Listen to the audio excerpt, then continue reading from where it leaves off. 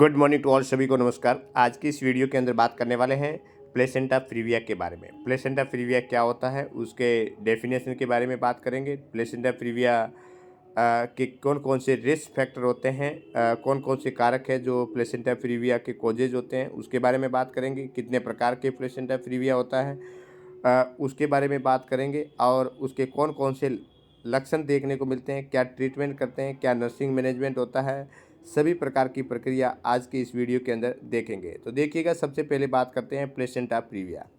Heading डालिएगा placenta previa.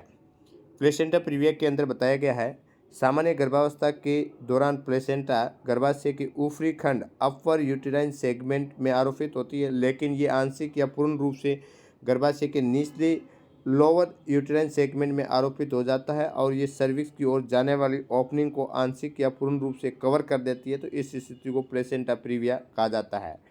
अब देखिएगा, प्लेसेंटा प्रीविया के बारे में बात करते हैं, जिसके अंतर्गत ये बताया गया है कि आप जानते हैं कि एक ऐसी कंडीशन ये है यूट्रस। यूट्रस के जो ये ऊपर वाला पोर्शन है, जिसको बोलते हैं अपर यूटेराइन सेगमेंट, ठीक है ना।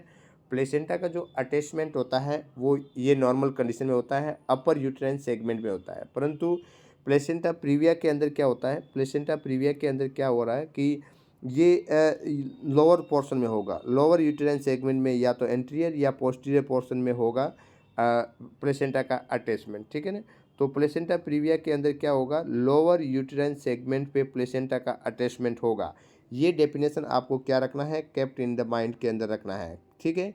तो प्लेसेंटा प्रीविया के बारे में आपको ये ध्यान रखना है कि यूट्रस है, यूट्रस के अंदर जो प्लेसेंटा का अटैचमेंट जो नॉर्मली जो सामान्य रूप से देखने को मिलता है वो कहाँ पे मिलता है, अपर यूट्राइन सेगमेंट में देखने को मिलता है, यानी यहाँ पे देखने को मिलता है। परंतु क्या होगा, प्लेसेंटा प्रीविया वाली कंडीशन में क्या होगा कि इनका जो अटैचमेंट है वो लोअर यूटेराइन सेगमेंट में एंटीरियर या पोस्टीरियर पोर्शन में देखने को मिलेगा। कई बार क्या होता है, सर्विक्स है, सर्विक्स वाला पोर्शन है, उसको क्या है, आंशिक या पूर्ण रूप से उसको क्या कर देता है, कवर कर देता है। तो ये था प्लेसेंटा प्रीविया। आप समझ गए होंगे प्लेसेंटा प्रीविया की डेफिनेशन। अब बात करते हैं, प्लेसेंटा प्रीविया एक असामान्य कंडीशन होती है, नॉर्मल नहीं होती है, एक एबनॉर्मल कंडीशन होती है जो एपीएस के लगभग 35 केस के लिए जिम्मेदार होती है। मैंने आपको कॉजेज के बारे में बताया था कि एपीएस एंड पार्टम हेमरेज, जिसके अंदर 35% जो केस है वो प्लेसेंटा प्रीविया का है, ठीक है। प्लेसेंटा प्रीविया की समस्या लगभग आधा प्रतिशत यानी 0.5% डिलीवरी में पाई जाती है।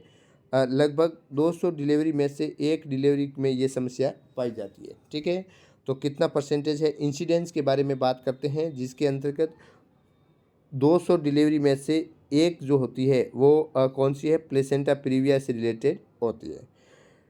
नेक्स्ट बात करते हैं, इसके अंदर दूसरा डेफिनेशन के बारे में बात करते हैं कि प्लेसेंटा प्रीविया, जिसको हिंदी में बोलते हैं सम्मुखी अपरा, जब अपरा आंशिक रूप से या पूर्ण रूप से गर्भाशय के निचले खंड में एंटीरियर या पोस्टीरियरली आरोपित रहता है, तो इस अवस्था को सम्मुखी अपरा कहा जाता है। हाँ, ये तो मैंने आपको बताया कि अपर यूटेराइन सेगमेंट में न होकर के लोअर यूटेराइन सेगमेंट में दोनों साइड में होता है, परंतु या तो एंटीरियर ही होगा या पोस्टीरियर पोर्शन के अंदर अटैच होगा। इसके अंदर भी क्या, या तो आंशिक रूप से पार्शियली या कंप्लीट रूप से ये इस प्रकार से लोअर यूटेराइन सेगमेंट के अंदर अटैचमेंट रहता है।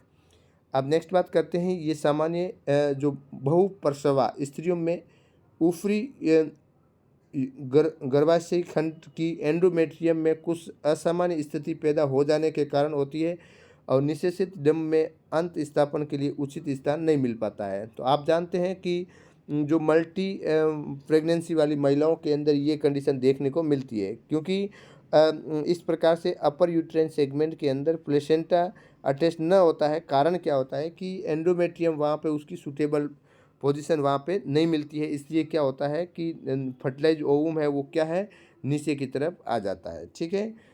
अब बात करते हैं कौन कौन से कारक होते हैं जो प्लेसेंटा प्रीविया है, मतलब लोअर यूटेराइन सेगमेंट के अंदर अटैचमेंट या आरोपित के लिए जिम्मेदार होते हैं।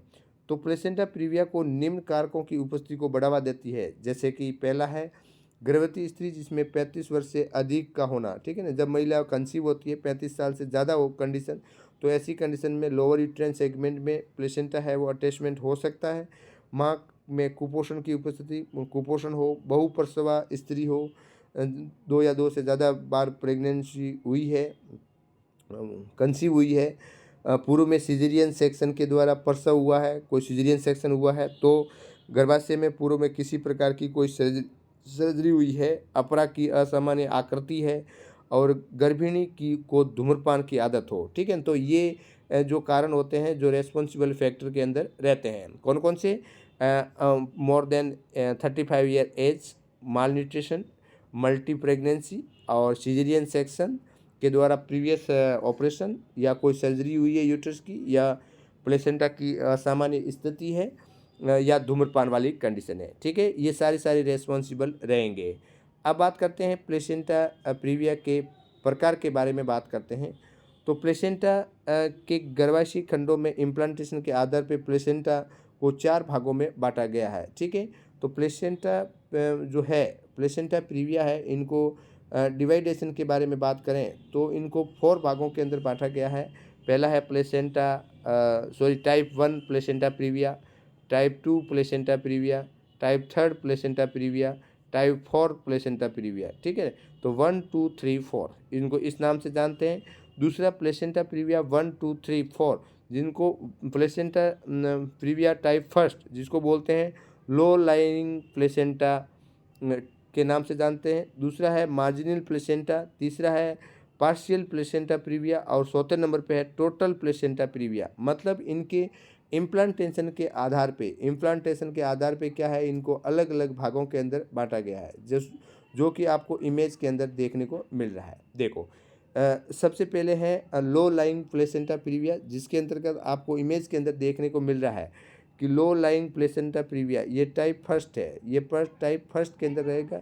तो इसके अंदर इस प्रकार से यहाँ पे जो प्लेसेंटा है उसका इम्प्लांटेशन हुआ है अपर यूट्राइन सेगमेंट और लोअर यूट्राइन सेगमेंट से, मतलब अपर यूट्राइन सेगमेंट है उसे जस्ट थोड़े से नीचे वाले पोर्शन में हुआ है, ठीक है। और उसके बाद में ये वाला जो पोर्शन है ये तो उसके अंदर मार्जिनल है, ठीक है ना, एक मार्जिनल वाले पोर्शन के अंदर नीचे अटैचमेंट हुआ है। तीसरा जो है partial placenta previa, partial placenta previa ये वाला पोर्शन है वो सर्विक्स है, ठीक है। अब सर्विक्स के आधा ढका हुआ है, ठीक है, जो थोड़ा सा पार्शियल वाले पोर्शन के अंदर है। और ये वाला जो दूसरा यहाँ पे बताया गया है, ये वाला जो डी के अंदर जो टोटल प्लेसेंटा प्रीविया, देखो यहाँ प्लेसेंटा सर्विक्स को पूरा कवर कर दिया है, ठीक है। तो इस प्रकार से टाइप 1 2 3 और 4, जिसके अंदर आपको इमेज से ही मालूम पड़ रहा है कि उसके प्लेसेंटा का इम्प्लांटेशन के अकॉर्डिंग उसको डिवाइड किया गया है। सबसे पहले बात करते हैं लो लाइंग प्लेसेंटा प्रीविया। इस स्थिति में प्लेसेंटा का केवल कुछ भाग ही निचले गर्भाशय खंड में आरोपित होता है। प्लेसेंटा का भाग इंटरनल ओएस तक नहीं पहुंचता है, ठीक है, इंटरनल ओएस तक नहीं पहुंचता है। टाइप 2 के अंदर मार्जिनल प्लेसेंटा प्रीविया, ये स्थिति प्लेसेंटा का केवल एक किनारा इंटरनल ओएस तक पहुंच जाता है परंतु कवर नहीं करता है, ठीक है। तो इसके अंदर क्या है, इंटरनल ओएस तक पहुंच जाता है परंतु इंटरनल ओएस को कवर नहीं करता है, टच करता है।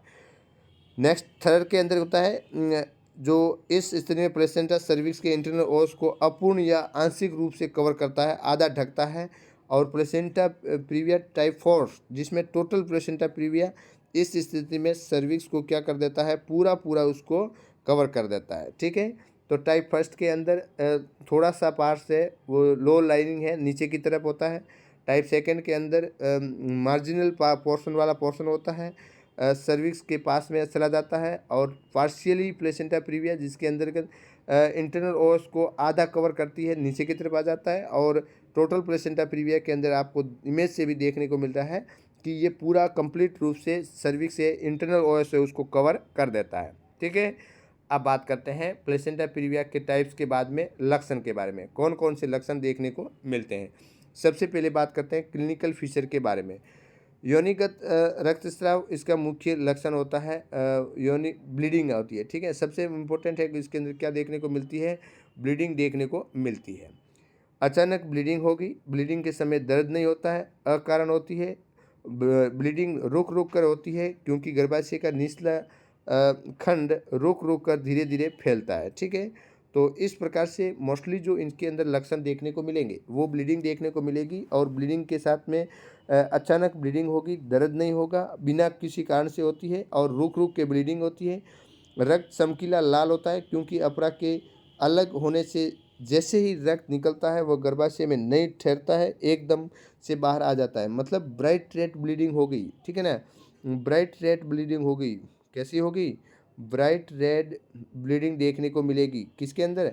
प्लेसेंटा प्रीविया के अंदर। पहली बार असामान्य पहली बार में सामान्यतः रक्तस्राव की मात्रा कम होती है, परंतु बार बार होने पर अगले अगले रक्तस्राव में रक्त की मात्रा पहले से अधिक होती है। इससे माँ और शिशु दोनों के जीवन को खतरा हो सकता है। मतलब कि जो ब्लीडिंग होती है वो ताज़ा होती है, ब्राइट रेड होती है, क्योंकि रुकती नहीं है और तुरंत बाहर निकल जाती है, और पहली ब्लीडिंग कम होती है, परंतु उसके बाद में जैसे जैसे होती है तो ब्लीडिंग ज़्यादा होती है। तो ऐसे कंडीशन के अंदर माँ और शिशु दोनों को खतरा हो सकता है। तो ये तो थे बच्चों लक्षण के बारे में। अब नेक्स्ट बात करते हैं ट्रीटमेंट के बारे में। बात करते हैं कि प्लेसेंटा प्रीविया है जिसमें उपचार का प्राथमिक उद्देश्य ब्लीडिंग को नियंत्रण करना, ठीक है ना। सबसे पहले जो हो रही ब्लीडिंग है उसको क्या करना? कंट्रोल करना, और शिशु के जीवन की रक्षा करना होता है। प्लेसेंटा प्रीविया का प्रबंधन निम्न प्रकार से निर्भर करता है। तो सबसे इम्पोर्टेंट है कि प्लेसेंटा प्रीविया के अंदर स्टॉप ब्लीडिंग को रोकना होता है, जिसके अंतर्गत अमाउंट ऑफ वेजाइनल ब्लीडिंग, कितना ब्लीडिंग हो रही है, condition of mother and foetus, mother और फीटस की कंडीशन क्या है, उसके ऊपर लोकेशन ऑफ प्लेसेंटा और ड्यूरेशन ऑफ प्रेगनेंसी, ठीक है। तो जो इसका ट्रीटमेंट करेंगे, तो प्लेसेंटा प्रीविया का ट्रीटमेंट है उनका कितना ब्लीडिंग है, माँ और शिशु की कंडीशन क्या है, और प्लेसेंटा की कंडीशन लोकेशन क्या है, मतलब किस टाइप का प्लेसेंटा है और अटैचमेंट है, उसके बाद में ड्यूरेशन कितनी हुई है, उसके अकॉर्डिंग उसका क्या किया जाता है? ट्रीटमेंट किया जाता है। उपरोक्त वर्णित लक्षणों और परीक्षणों के आधार पर प्लेसेंटा प्रीविया का निदान कर लेने के बाद रोगी को अस्पताल में भर्ती कर देना है। रोगी को अस्पताल में भर्ती कर उसे सामान्य अथवा शल्य क्रम चिकित्सा की जाती है, ठीक है।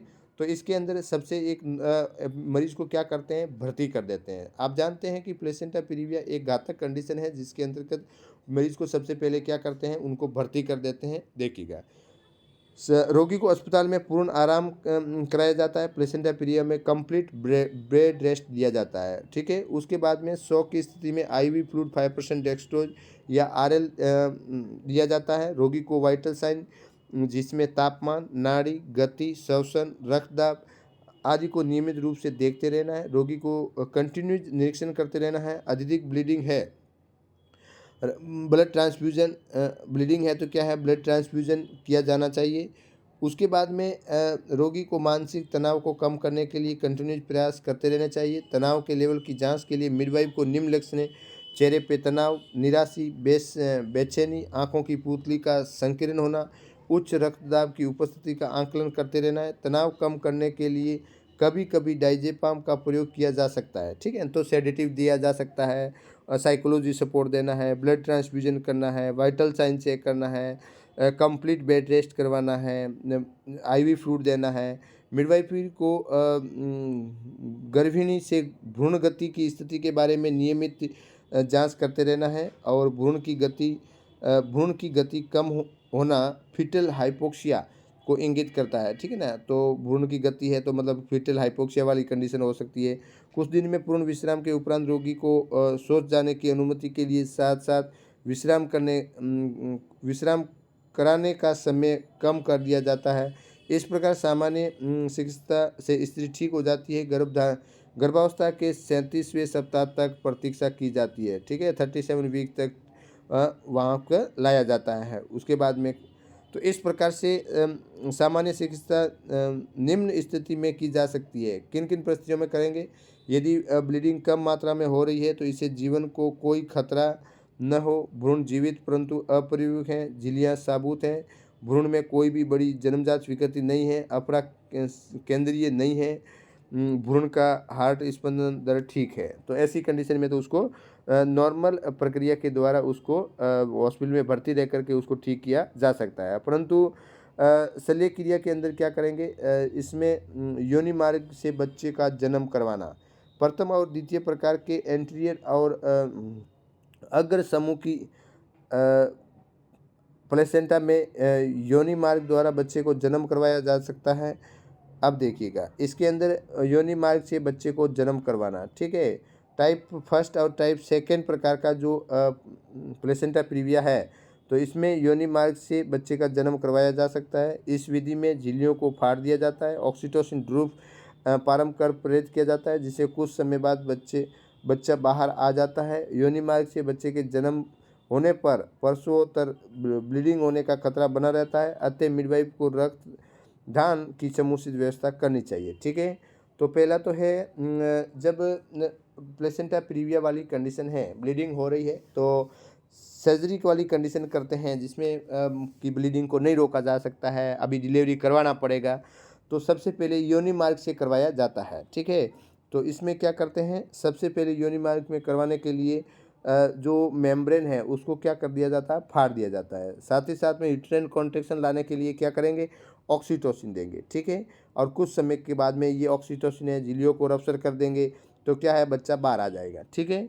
और उसके बाद में इस प्रकार से प्लेसेंटा प्रीविया के अंदर ब्लीडिंग ज़्यादा होती है, तो एक नर्स को जो ब्लड ट्रांसफ्यूजन की समुचित व्यवस्था करनी होती है, ठीक है।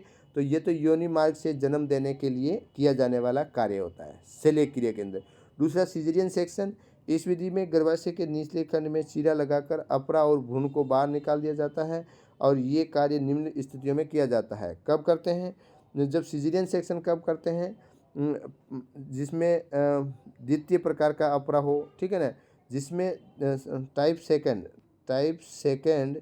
सेकेंड के अंदर एंटीरियर में तो क्या करेंगे, वेजाइनल डिलीवरी कराएंगे, और पोस्टीरियर के अंदर क्या करवाएंगे, टाइप सेकेंड के अंदर टाइप सेकेंड है, इसके अंदर एंटीरियर में तो वेजाइनल डिलीवरी करवाएंगे, पोस्टीरियर यदि प्लेसेंटा है तो उसको क्या करेंगे, सीजरियन करवाएंगे। दूसरा है थर्ड और फोर्थ डिग्री के अंदर भ्रूण की माल प्रेजेंटेशन, मतलब उल्टा है बच्चा, अत्यधिक ब्लीडिंग जारी रहती है, फीटल हार्ट साउंड है वो अनुपस्थित रहती है, लेबर प्रारंभ हो गया है, ठीक है।